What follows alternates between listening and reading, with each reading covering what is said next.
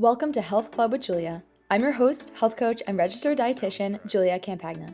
I'm on a mission to bridge the gap between looking your best and living your life to the fullest. After years of over dieting, struggling with disordered eating, and destroying my social life, I finally found how to reach my dream physique without sacrificing the things I love. Now I'm sharing all my strategies and education with you. We'll be talking all things health, including hormones, metabolism, and lifestyle to help you cut out the confusion and start living. So get cozy and join the club. Hello, welcome back to another episode of the Health Club with Julia podcast. As always, so happy you are here.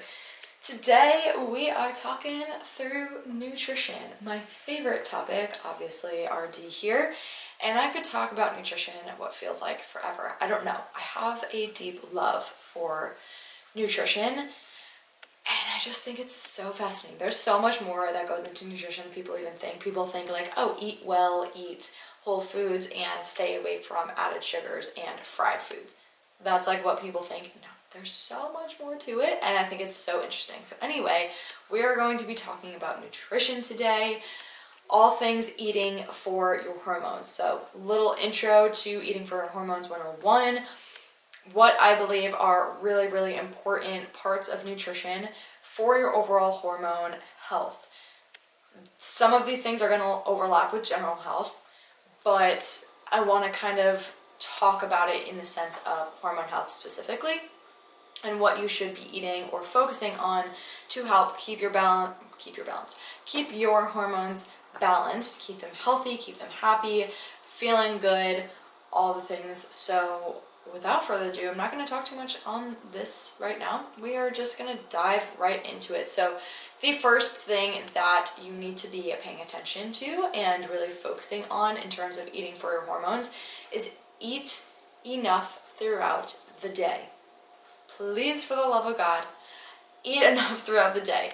This one is, I think, most important. Well, I wouldn't say most important. All of these that I'm going to talk about today are important, but I think that this one's high on the importance list because most women don't eat enough throughout the day.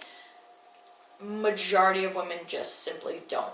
Probably because of society and what we've been taught growing up as, in terms of like healthy and what a healthy diet looks like and always eating as little as you can to lose weight and things like that. So it kind of stems from that, but a lot of women do not eat enough throughout the day. It's pretty wild.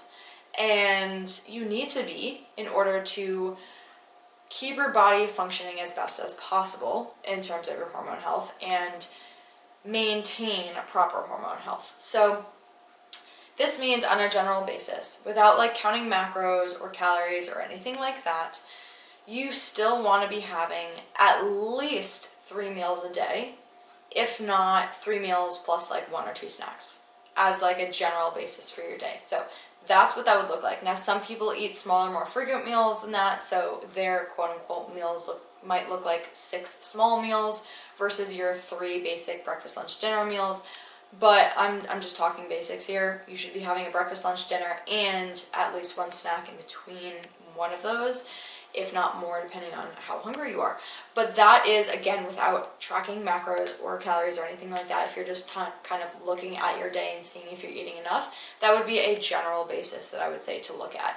Now, if you are tracking macros, calories, anything like that, obviously macros and calories do vary person to person, but even still, generally speaking, for someone who is, moderately active, they go to the gym, they try to get some daily movement in, maybe they have a desk job but they're still fairly active, they want to take care of their health, someone who is just looking for overall general health support in a certain age group, so like from like 18 to mid upper 40s into 50s, I would say generally speaking a maintenance is anywhere from like I would say 1,800 calories to like 2,200 calories as a general maintenance. Now, again, some people that's going to be more, but generally speaking, that is what, if you're tracking macros or calories, that would be what I would say is general in terms of overall health for a healthy individual around that age group if you're tracking calories. So that is very important just because, again, a lot of people skip breakfast and then they don't have their first meal until lunchtime around like 12 or 1 p.m. And then they have like, a small-ish lunch and then a dinner and they call it a day. That is not eating enough. You need to eat enough for overall bodily functions and maintaining proper hormone health. So, again, depends on if you're tracking macros, calories, or just looking at your meals and being more intuitive. But you want to make sure that you are eating all your meals throughout the day, trying not to skip meals, and trying to have decent portions. Again, American portions are large, but general portions for your meals. So that's number one. Make sure that you are eating enough throughout the day. I cannot say that enough. It's so important to be able to do. Number two would be blood sugar balance.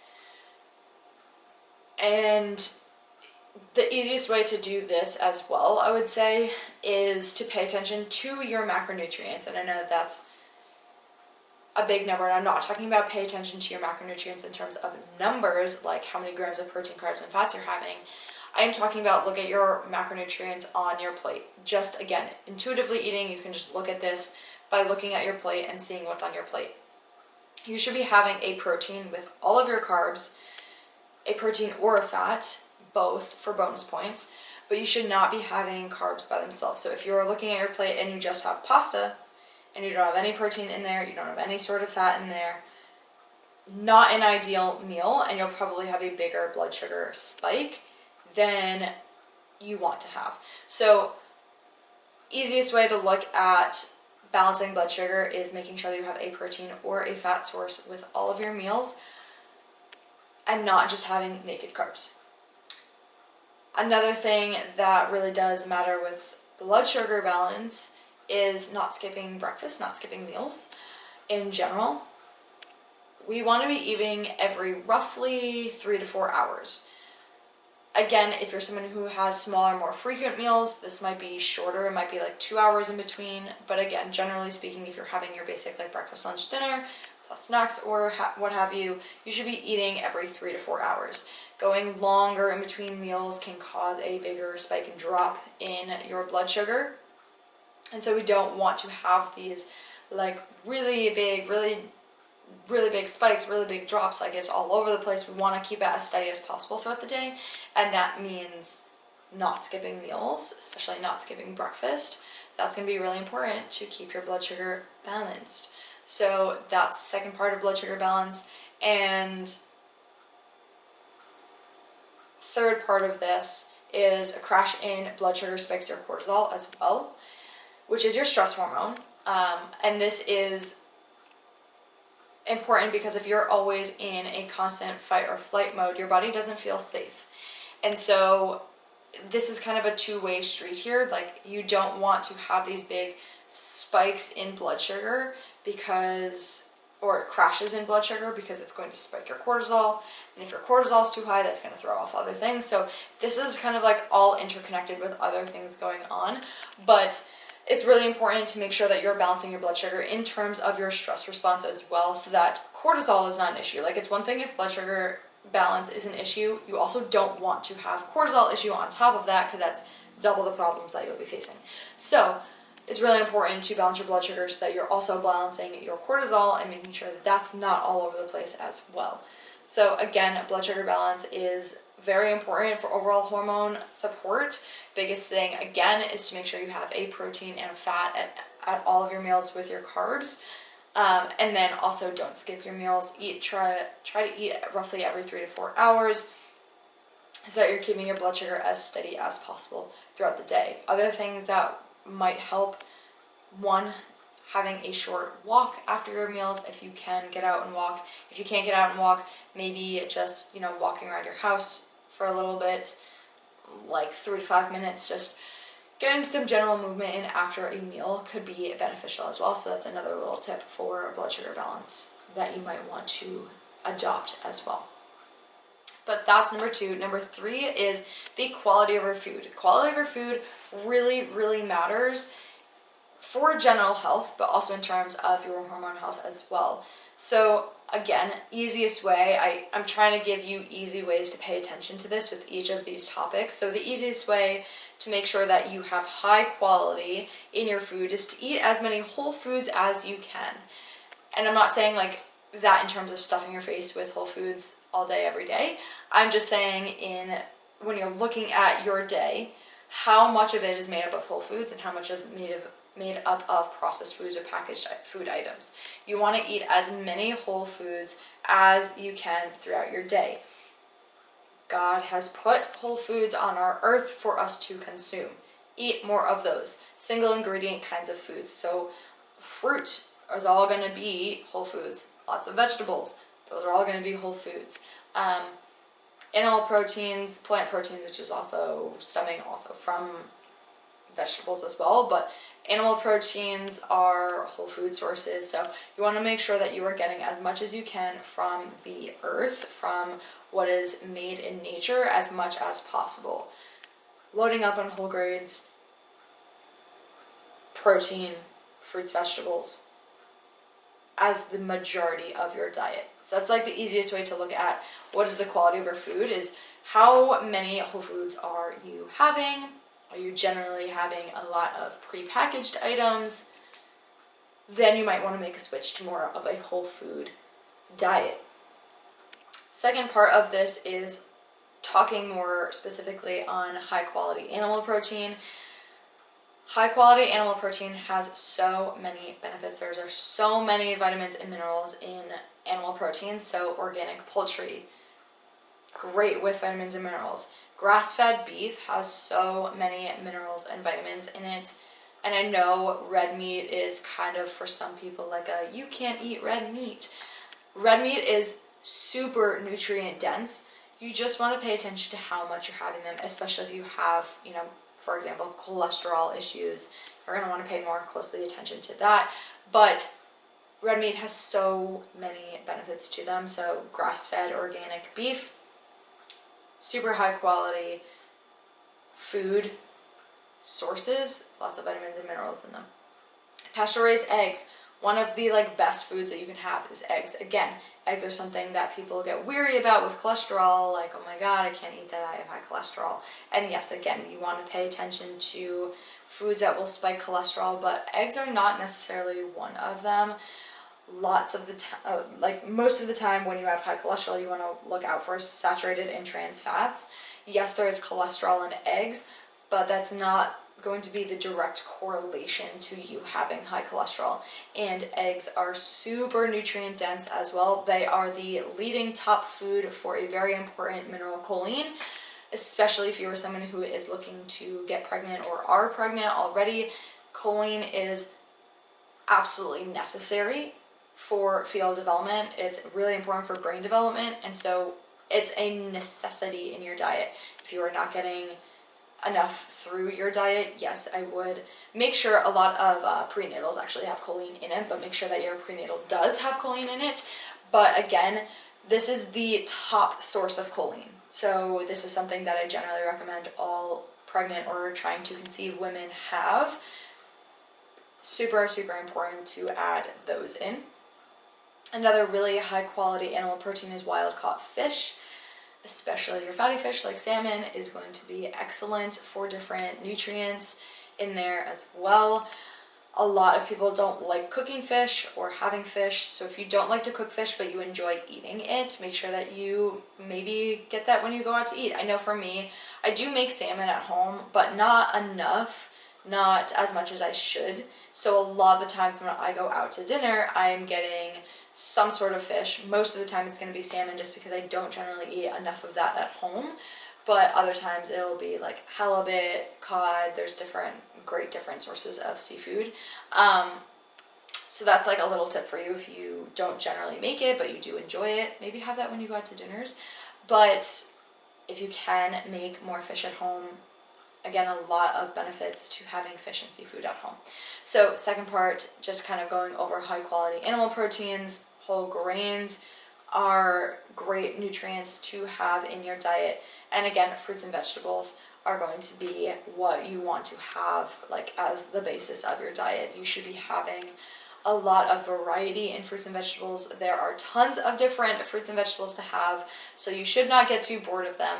There's so many different ways that you can make different fruits and vegetables, so have fun with this one. Again, there's a lot of different combinations you can have and a lot of different sources. You know, your main ones are berries for fruit. Berries, bananas, oranges, apples. Those are ones that generally are like sold in all grocery stores and most people have. But there's a ton of other kinds: grapes, kiwis, pineapple, melon. So many different kinds. Vegetables, same thing. There's a lot that you probably generally have on repeat: broccoli, asparagus. I feel like those are like the two that most people have, but again, there's tons of different kinds of vegetables with different sources of vitamins and minerals in them. So variety is really, really, really important to have. The more variety you have in your diet, the better off your diet is going to be. Again, simple way to see if you have a lot of variety is looking at colors. How often do you have different colored foods, and in one meal, how many different colors are there? So make sure you have different colors to your meals: reds, oranges, blues, greens, yellows. These are all going to have different sources of vitamins and minerals in them. So eat the rainbow, I always say, not the Skittles term, I mean in Whole Foods. So quality of your food is really, really important to make sure that you are eating as many whole foods as you can and having high quality foods as well. The fourth element I want to talk about is adding in minerals. Now, I'm going to talk more about this in next week's episode. I'm going to talk about how hormonal birth control can deplete certain minerals and how to restore those minerals in your body and help with your liver detox. But in this episode, I'm just kind of talking general minerals for your hormone health. You want to have a lot of variety, as I've mentioned, in vitamins and minerals. And you can get this through, again, fruits and vegetables are going to be your top sources of different vitamins and minerals. Again, there's tons of different kinds of fruits and vegetables, so have a lot of variety in what you choose at the grocery store. Make sure you're adding in different things, every so often. But fruits and vegetables are going to be your main go-tos. And then other things that are beneficial, things like bone broth has a lot of minerals in it.